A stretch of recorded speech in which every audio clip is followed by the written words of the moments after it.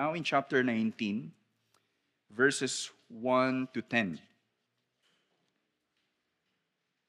Luke chapter 19, verses 1 to 10. Church, hear the word of the Lord. He entered Jericho and was passing through. And behold, there was a man named Zacchaeus. He was a chief tax collector and was rich. And he was seeking to see who Jesus was. But on account of the crowd, he could not, because he was small in stature. So he ran on ahead and climbed up into a sycamore tree to see him, for he was about to pass that way. And when Jesus came to the place, he looked up and said to him, Zacchaeus, hurry and come down, for I must stay at your house today. So he hurried and came down and received him joyfully. And when they saw it, they all grumbled, he has gone in to be the guest of a man who is a sinner. And Zacchaeus stood and said to the Lord, Behold, Lord, the half of my goods I give to the poor. And if I have defrauded anyone of anything, I restore it fourfold. And Jesus said to him, Today salvation has come to this house, since he is also a son of Abraham. For the Son of Man came to seek and to save the lost. Church, this is the word of the Lord. Amen. Sige po, makakaupo na po tayo.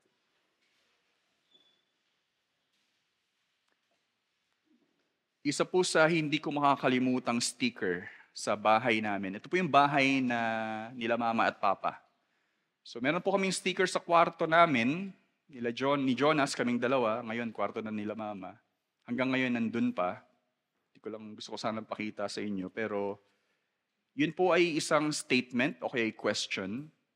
And yung question po na yun ay ito, If Jesus came to your house, would you watch the same TV shows? So ang ganda po nun sticker na yun. At again, ang tanong, if Jesus came to your house, would you watch the same TV shows? So, of course, matagal na po yung sticker na yan. Siguro college kami.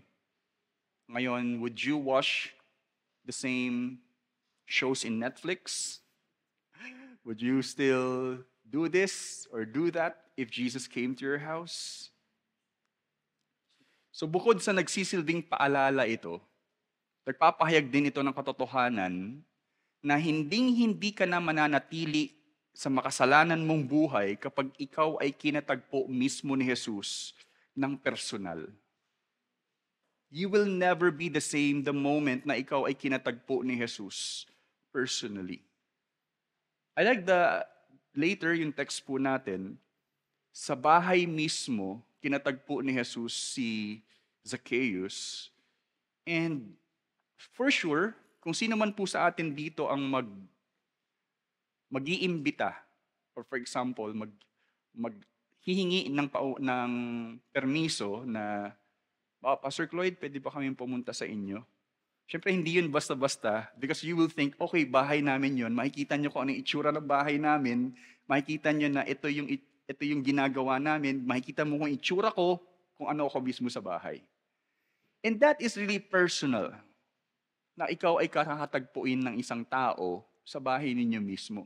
Iba yung magkikita tayo sa Starbucks and you feel confident at least because yung ambience is good compared to your house. Pero, pagdating kasi sa bahay, doon pwedeng makita yung kung sino talaga kayo. I love the idea, of course, later in our text, that Jesus wants to visit Zacchaeus and sabi pa niya, I must stay at your house. Pero, kung tayo ang bibisitahin ni Jesus, would you stay the same as you are? Mananatili ka pa rin ba kung sino ikaw? Kung ikaw ay kinatagpo na mismo ni Jesus, right at the at the time na kung saan ikaw mismo yun. Iba kasi yung pupunta tayo sa simbahan ngayon at ipapakita natin kung sino tayo ngayon. At dito, nakangiti tayo. Meron nga pong cartoon na merong mag-asawa, umuwi na sila ng bahay at sinasabi dun sa lalaking asawa, Han, pwede ka nang hindi ngumiti, wala ka na sa simbahan. So pagdating kasi sa bahay, nakangiti pa rin yung asawa niya. Pwede ka nang hindi ngumiti, nasa bahay ka na. Okay, sorry.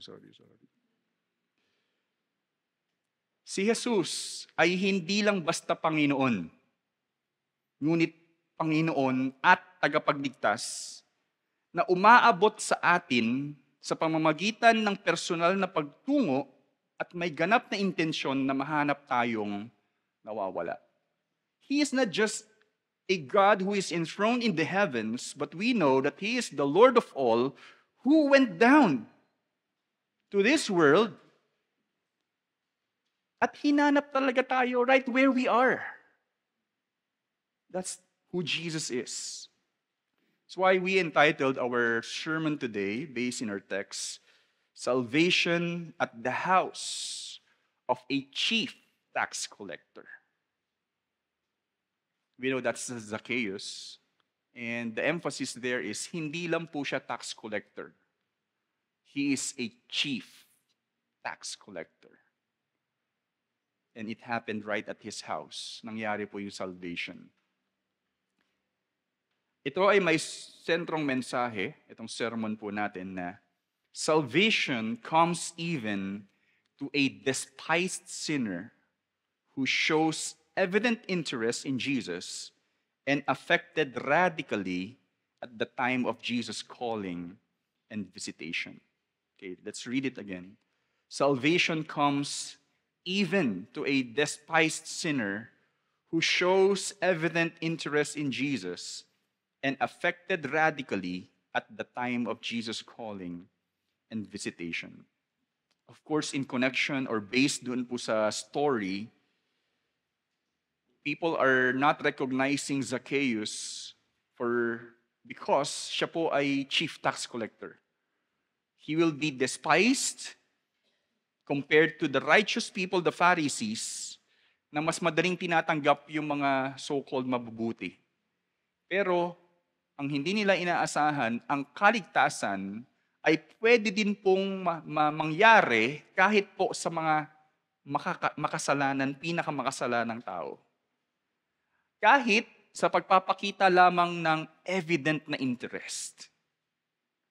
Paano po naipakita ni Zacchaeus yon? Umakyat pa po siya ng sycamore tree. Because he is probably curious about who is this Jesus. But because of that, he was noticed by Jesus and was invited to go to his house. Later on, at the time of Jesus calling, sabi nga, "Come, Zacchaeus, I must stay at your house." What happened next? That is so probably dear to Zacchaeus dahil walang gustong pumunta sa kanya because he is chief tax collector. But this prominent person in the person of Jesus ay pupunta sa bahay niya. Anong effect? Here's my goods. I give it to the poor. And kung meron pa akong dinaya, I will restore it fourfold. Today, salvation has come to your house.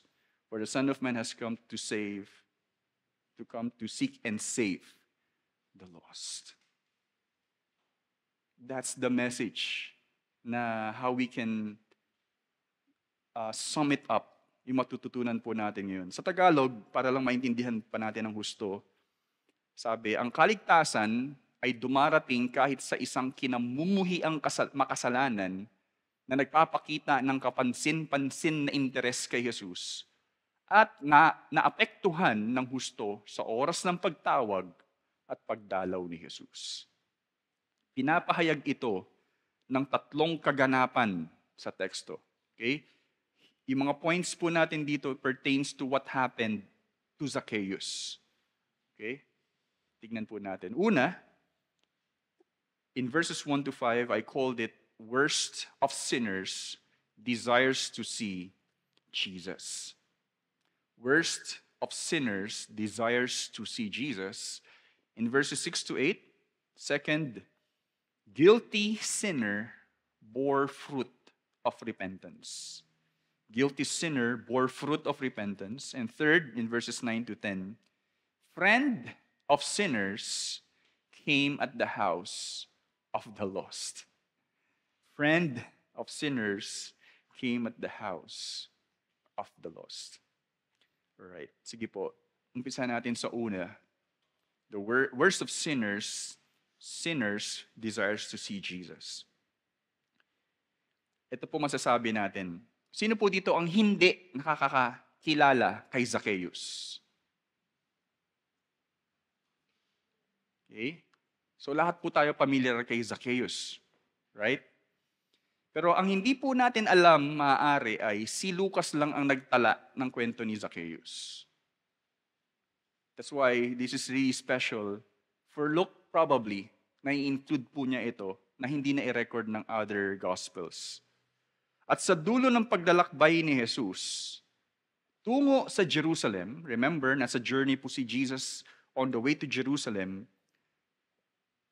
sa pagtala ni Lucas ng kwento ni Zacchaeus, lumalabas na mahalaga para sa kanya na sa pamamagitan ng kwento na ito ay mapagtibay patuloy ang katotohanan at saysay ng Ebanghelyo. Okay? Luke is probably hammering, nailing it down yung tunay na saysay ng Ebanghelyo. What it really means, ano talaga ang plano ng Diyos sa pagdating ng kaharian niya. Na ibibigyan niya pong katotohanan nito sa pamamagitan ng kwento ni Zacchaeus. So alinsunod sa temang pinapahayag dito, sa buong estilo ng pagkakasaad ni Lucas, na ang Ebanghelyo ay para sa lahat ng uri ng tao. Of course, not only for the Jews, but also for the Gentiles, but not only to the righteous, like the Pharisees or sino mang mga religious people. The gospel is also for the outcast. And we know, pagdating po sa Acts, nagpapatuloy yung mission na ito. Inaabot yung lahat ng tao. Na kung saan, again, si Zacchaeus ang perpektong naglalarawan nito. Ang galing po ng artistic side at least ng pagkakasaad at detalye ng kwento nito para po maging pruweba ng mensahe na ipinahayag na ni Jesus sa mga nakaraang teksto. No? Saad sa sumunod na pangyayari sa verses 1 to 2, let's read. Sabi po dito, He entered Jericho and was passing through. And behold, there was a man named Zacchaeus. He was a chief tax collector and was rich. Ayan po ang unang sinabi. Kung maaalala po ninyo, sino po yung unang naka-enkwentro ni Jesus on the way to Jericho last week? The blind man who was a beggar. Okay? Matapos po niyang maka-enkwentro ni Jesus, itong taong bulag, habang papalapit sa Jericho, ipinakilala naman dito ang isang lalaki na ang pangalan ay Zacchaeus sa pagpasok mismo ni Jesus sa Jericho. Mukhang ito pong parting ito, si Jesus on the way to Jericho, una niyang naka-encounter yung blind beggar. Pagdating dito, nasa Jericho mismo, ito naman po ang makaka-enkwentro ni Jesus, si Zacchaeus. Zacchaeus. Sabi po dito, si Zacchaeus ay hindi lang basta tax collector. Siya po ang chief tax collector na kung saan, kung siya po ang chief tax collector, lahat ng mga tax collector ay dadaan sa kanya at lahat ng ibibigay sa kanya may porsyento po sa kanya. May porsyento po siya.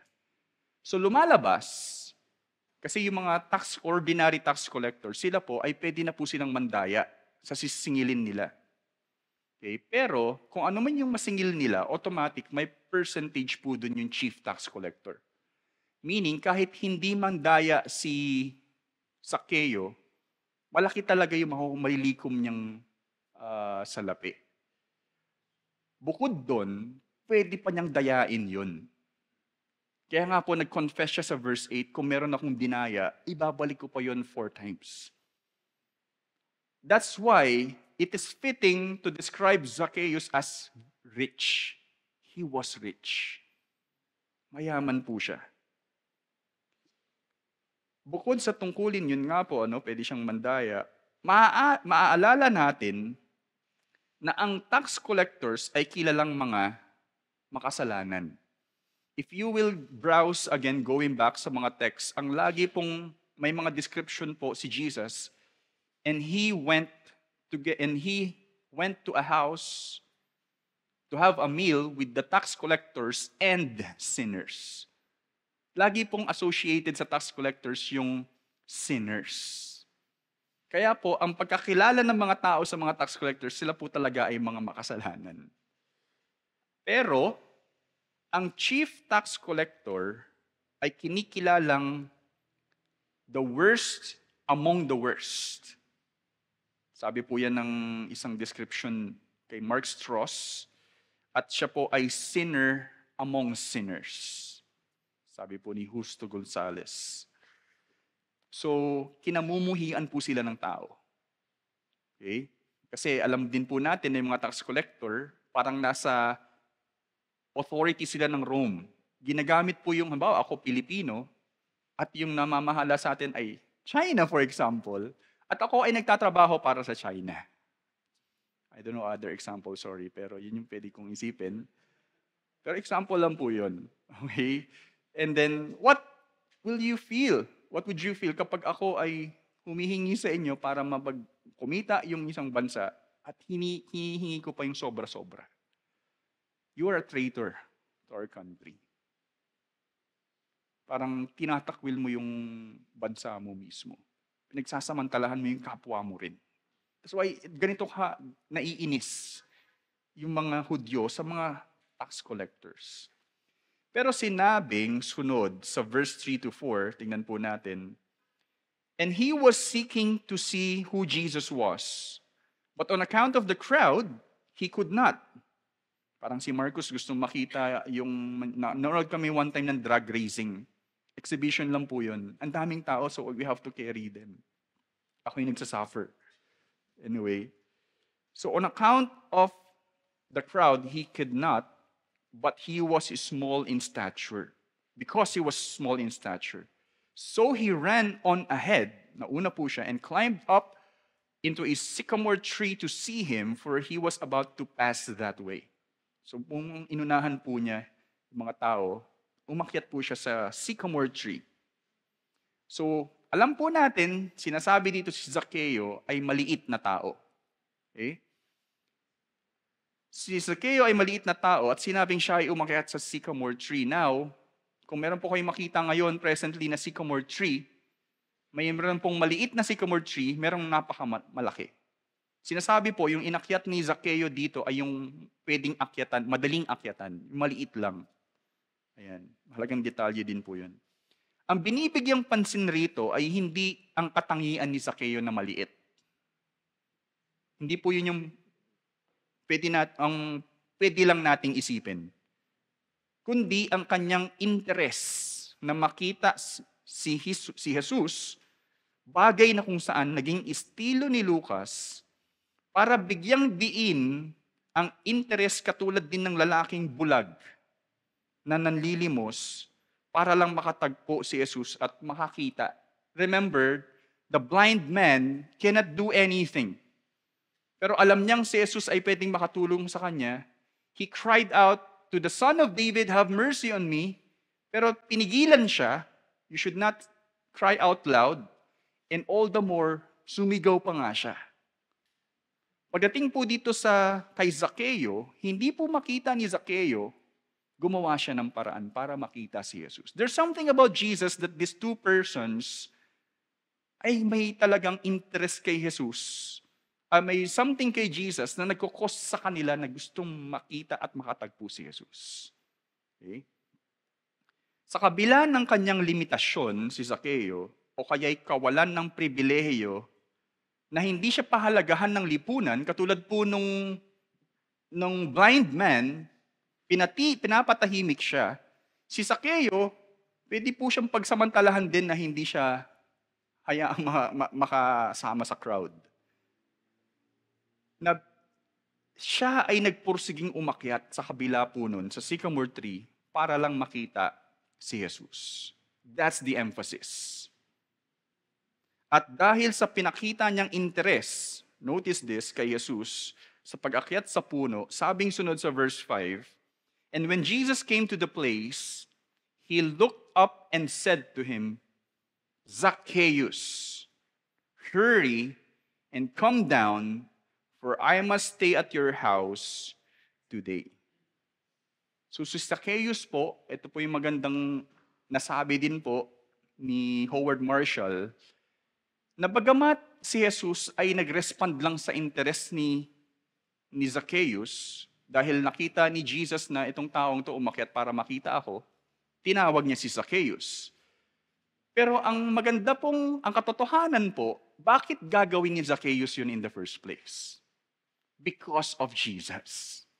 Nakuha po ninyo. Nagkaroon siya ng curiosity about Jesus, kaya siya umakyat. Bakit siya umakyat? Dahil sa mystery ni Jesus.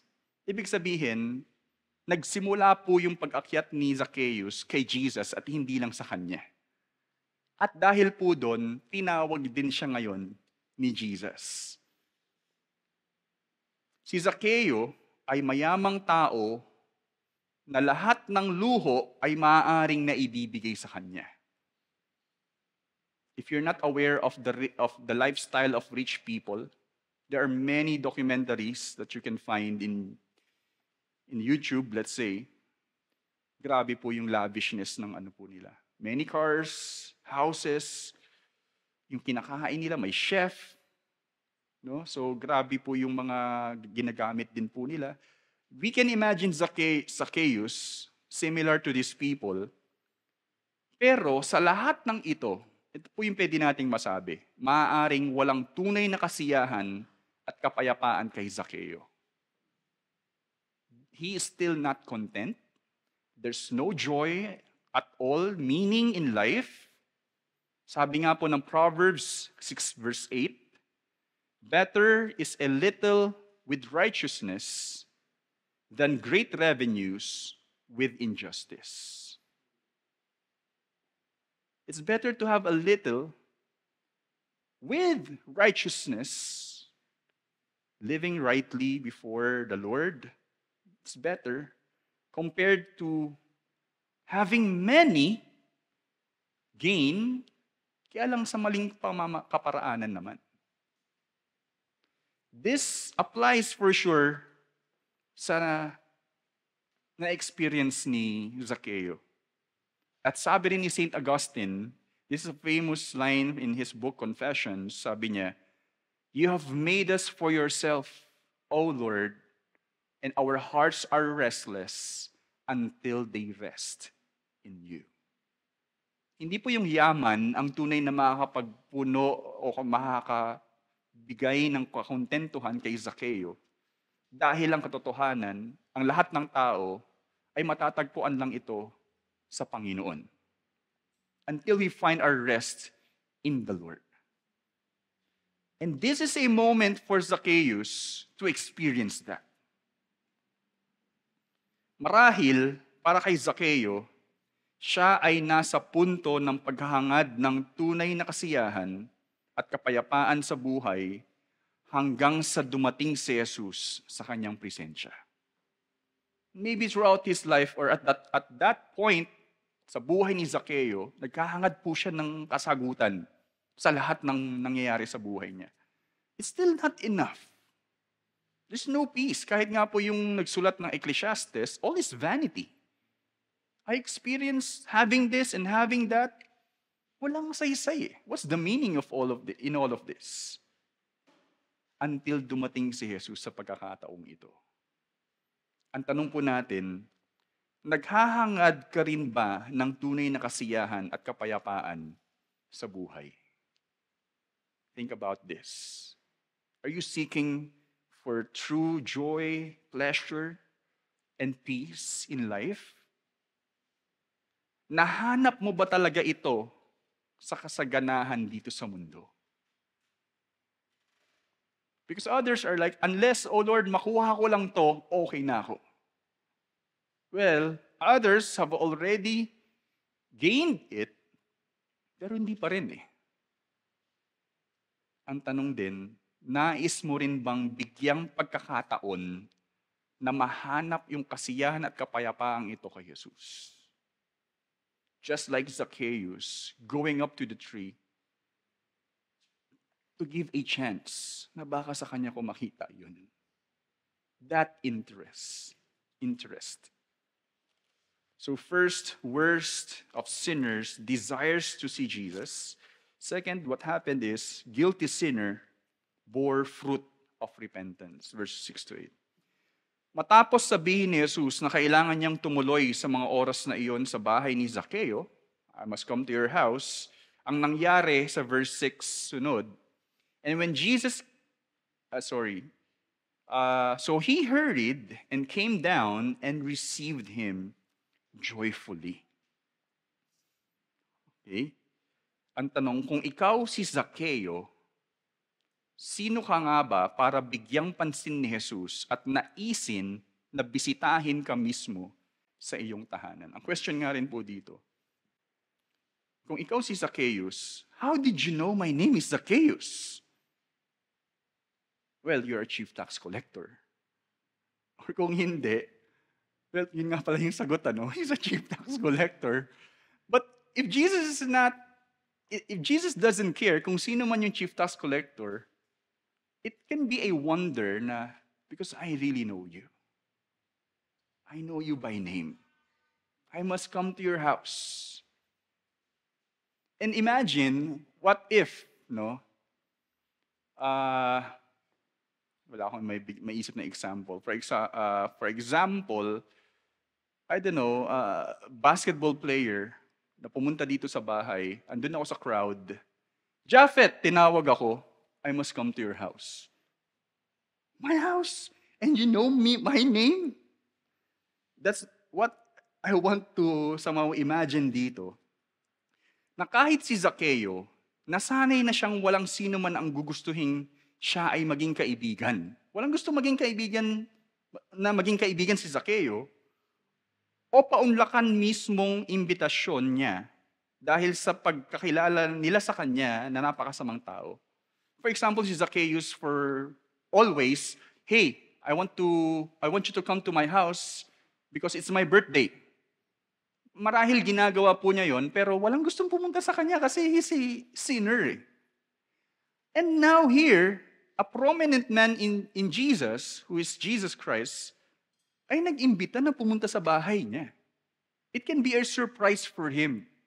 After all, may gustong pumunta sa bahay ko at bisitahin ako. I'm imagining, Pero sa kabila nito, di ba, si Jesus, ano po yung pagkakilala nung blind man kay Jesus? Son of David. O Mesias, yun po yung nag-imbita kay Zacchaeus eh. Kung iisipin po natin na probably curious si Jesus as si Zacchaeus, ito din sinasabing son of David. Marahil meron siyang ganung pag-iisip at yung ganung katotohanan kay Jesus, kung sino talaga si Jesus, dumating at inimbita na pumunta siya, yung anak ni David sa bahay niya. Imagine yung ganun pong klaseng senaryo. Kaya ang tanong din, anong gagawin mo o magiging tugon mo kung ang sikat na personalidad ay nais tumungo mismo sa iyong bahay para maging panauhin? Okay, gagamit ko si Marcus, hindi ko nasabi sa kanya, pero medyo may persuasion siya sa K-pop na band, BTS. Okay? So he's not really, pero hindi siya diehard. Pero army daw po siya. Pero I'm imagining, biglang pupunta sa bahay yung BTS. Because gusto ni Marcus, I'm just thinking about it. Na all of a sudden, pupunta sa bahay. Pero ito ang inisip ko, how about my favorite theologians? Wala pa pong nakakapagdala dito kay John Piper sa Pilipinas. I don't know kung may alam po kayo na pumunta na mismo si John Piper dito. What if in-email ko si John Piper? I want you to be our guest speaker sa anniversary po namin. I hope before anything happened, please come. Japhet, done deal. Okay, I'll meet you at the airport. Sure, I'll go there. Di ba? And I want to come to your house.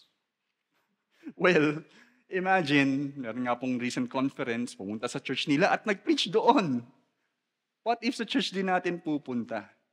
At gustong pumunta sa bahay namin, patutulugin ko doon, makikita, ma-experience ko si John Piper. Oh, a moment. Kumbaga throughout my life. Parang bucket list po yun. Kung sino man po, ano? And this is Jesus going to the house of a chief tax collector. He is really joyful. Imagine that. Pero tulad nga ng inaasahan sa trato ng mga tao kay Zacchaeus, ang kanilang tugon sa verse 7, sa pagtungo ni Jesus sa kanya, sabi nga po, and when they saw it, they all grumbled, he has gone in to be a guest, to be the guest of a man who is a sinner. Naging negative po yung picture na yun. Na si Jesus, na kinikilalang magaling na guro, at least, ay pupunta sa isang makasalanan. That is probably offensive to them, masasabi po natin.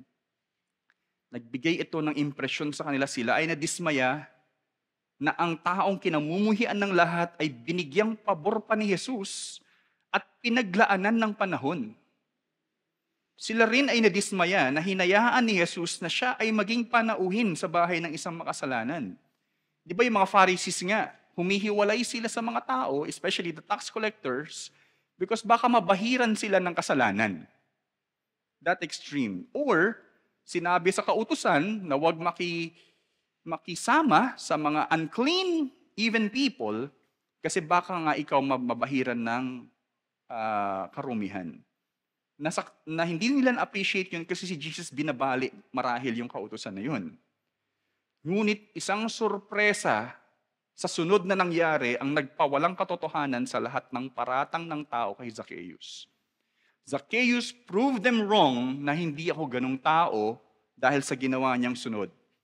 At sa isang banda, maaaring nagdulot din ito ng muling pagkamangha ng mga tao na naging epekto mula kay Jesus sa ilan sa kanyang mga nakaengkwentro. Now, yung sa blind man, ano po yung effect nun sa mga crowd? They joined the praises of that blind man giving glory to God. I'm imagining, kung meron mga nakikiisyoso sa pagtungo ni Jesus kay Zacchaeus, may crowd sa labas ng bahay. At kung meron mang nagtawag dyan, basta nakikinig sa usapan nila, ito po yung nangyari. In verse 8, and Zacchaeus stood and said to the Lord, behold, and he called Jesus Lord, the half of my goods I give to the poor. And if I have defrauded anyone of anything, I restore it fourfold. Yung mga marites po sa gilid na mangha. That this chief tax collector is giving the half of his riches. At kung meron pa siyang dinaya ng mga tao, ibabalik niya 4 times. Yung 4 times na yon, nag-a-apply po sa law, na kapag ikaw ay may ninakaw na oxen, ninakaw mo yung oxen ng kapwa mo, ibabalik mo yon 4 times. Magbibigay ka ng 4 na oxen. Ang ginawa ni Zacchaeus, ia-apply niya yon sa mga ninakaw niya na yaman. Matinding desisyon po yung gagawin niya in this case. Pero bakit ganun yung nangyari? Dahil kay Jesus. Sino siya para bisitahin ni Jesus after all? That can be a reason kung bakit si Zacchaeus after all, akala niya siya ay walang pag-asa sa buhay, ay hindi kahabagan ng Diyos, ay binisita ng Panginoon ng Panginoon. Nakatanggap po siya ng grasya. Tumayo si Zacchaeus, sinabi kay Jesus na kinikilala niyang Panginoon, ipamimigay niya ang mga sa mahihirap ang kalahati ng kanyang kayamanan. Kung meron siyang nadaya, isasauli niya ito ng 4 na beses. Sa ganitong tugon ni Zaccheo, hindi maikakaila na nabigyang ehemplo niya ang sinabi ni Jesus sa rich ruler. Naalala niyo po ba yung rich ruler? Sinasabi niya na yun ba yung kailangan lang gawin para makapasok sa kaharian ng Diyos? No, no, no, no. You still lack one thing.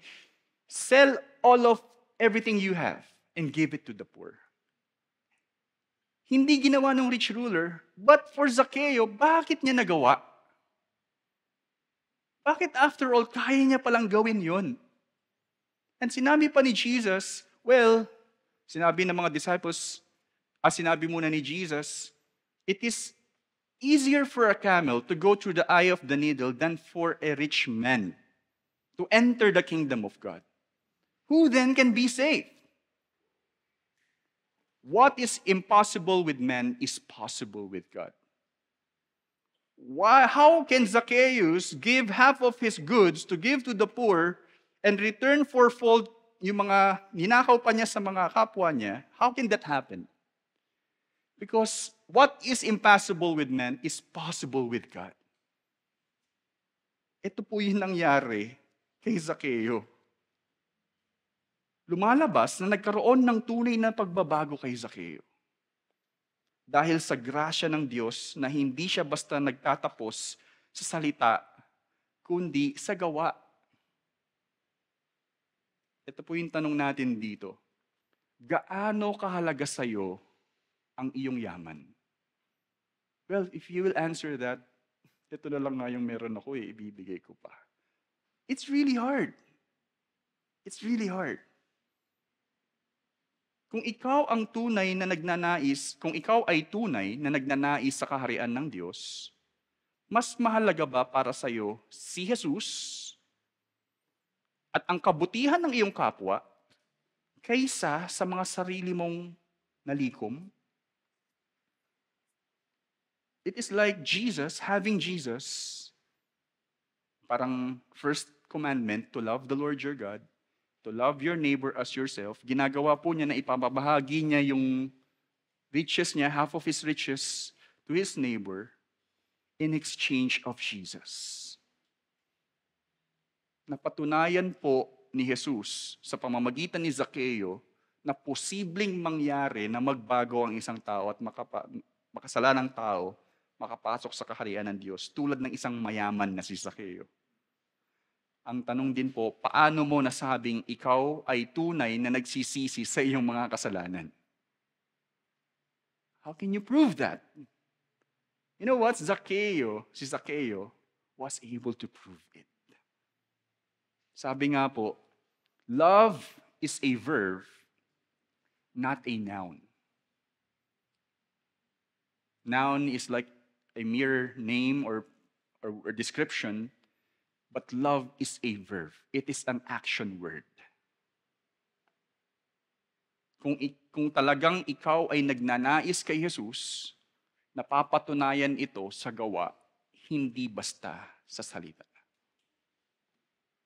Perfect picture of repentance right here.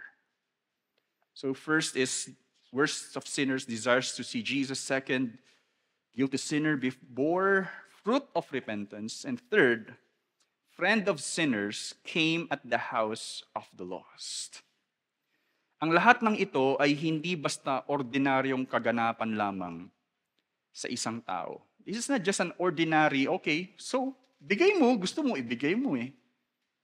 Okay, that's good, cool. Ibigay mo yun. Anong ginawa ni Jesus after this? Verse 9 to 10, it says, and Jesus said to him, today, salvation has come to this house, since he also is a son of Abraham. For the Son of Man came to seek and save the lost. Jesus did not say, that's cool. You're giving it to the poor, huh? Wow. Today, salvation has come to this house. It's not an ordinary event. Nagkaroon ng kaligtasan sa buhay ng taong ito dahil sa ganung deklarasyon ni Zaccheo. Dineklara ni Jesus na ang kaligtasan ay dumating sa mga sandaling iyon. I love the idea sa bahay ni Zaccheo. I love that emphasis.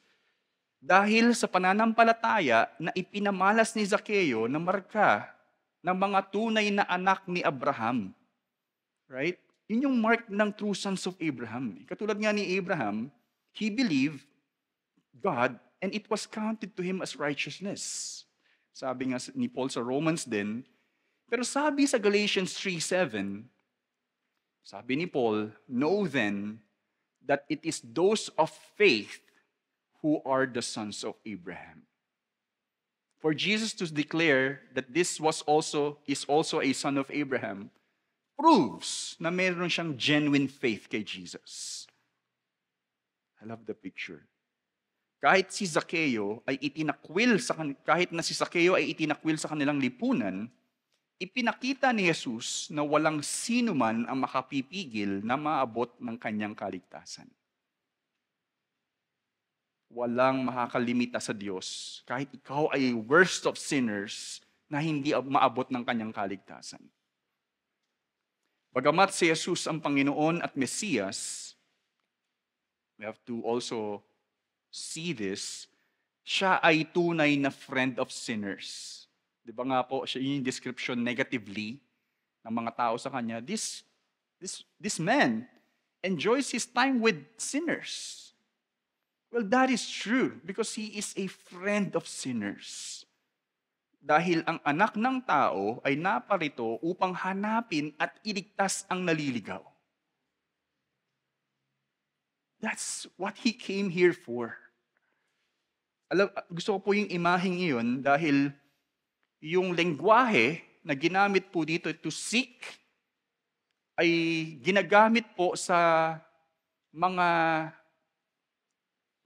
paghahanap sa tupa.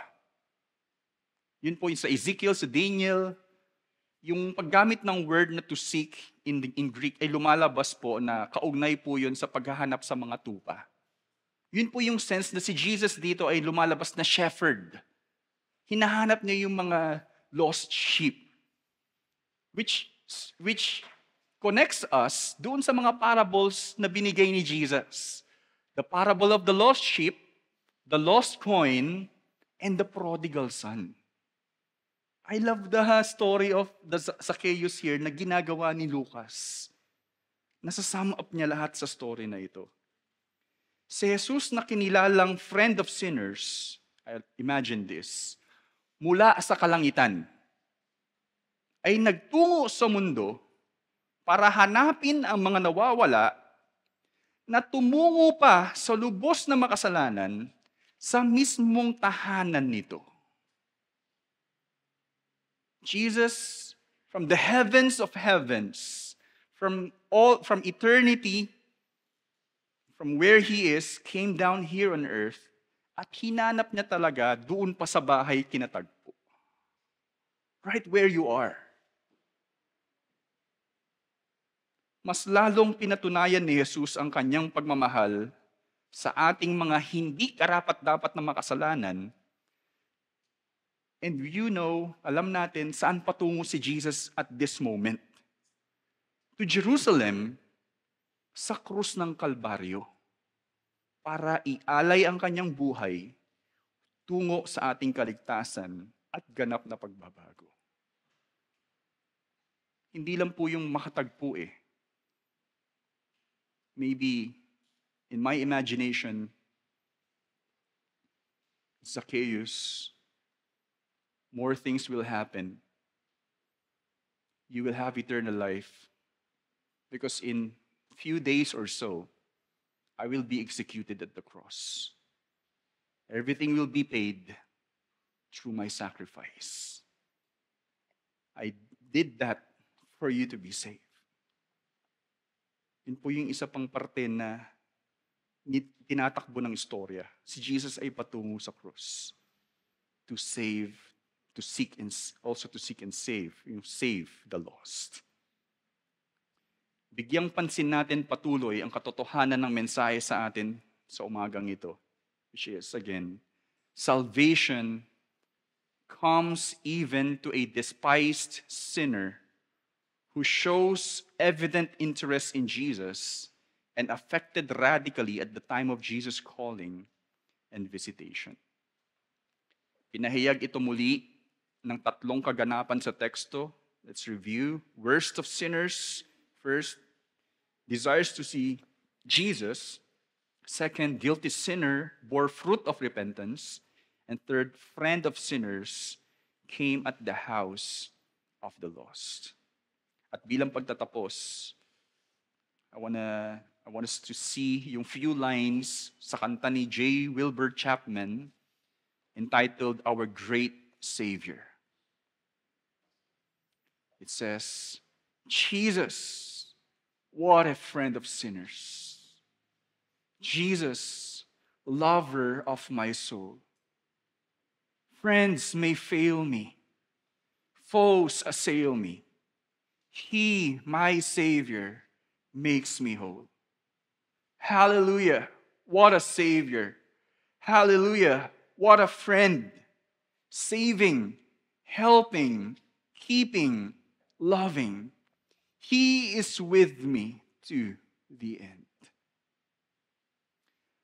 Makakaasa kang si Jesus ang tunay mong tapat na kaibigan. Naganap kang mamahalin, iingatan, tutulungan, at hinding-hindi ka iiwan. Iniwan niya ang kalangitan, nagtungo sa mundong ito, at nagpursiging mahanap ka kung nasan ka man sa pamamagitan ng mga taong ginamit niya para maihayag ang mensahe ng kanyang pag-ibig at kaligtasan. Ganito kalawak, kataas at kalalim ang kanyang pag-ibig sa iyo at sa ating lahat. Gusto ko lang pong ihabol. Meron akong footnote dito about Silvino Lobos.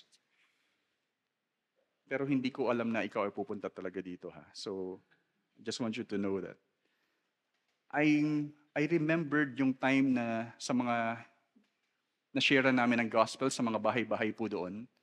Isa pong appreciation na really giving me courage is, salamat po, pumunta pa talaga kayo dito para lang marinig namin yung mensahe na gusto niyong ipaabot. Because again, Silvino Lobos during that time ay hindi po madaling mapuntahan.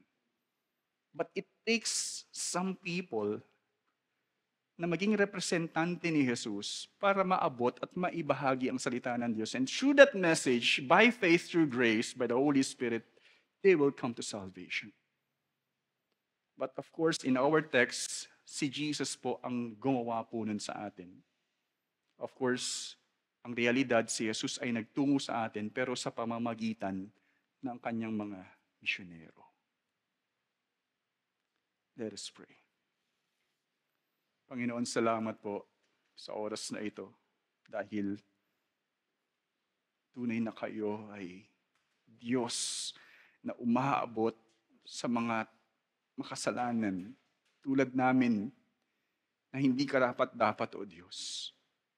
If we will look back how you have saved us, thank you for the people that you have used, O Lord, for us to know the gospel, and even for such men na nagpursige, na kahit noong mga oras na yun, nire-reject namin, but because of your grace at a specific time, you have called us to really accept you, to really put our faith in you, and the effect is talagang nagbago yung buhay namin.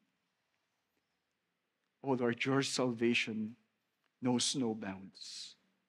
And we pray na patuloy niyo rin pong gamitin kami na inyong mga binago na maging instrumento para rin po sa lahat ng tao na inyong hinahanap ay tunay na mahanap at maligtas. Salamat muli, O Diyos. Purihin ka sa pangalan ni Jesus. Amen.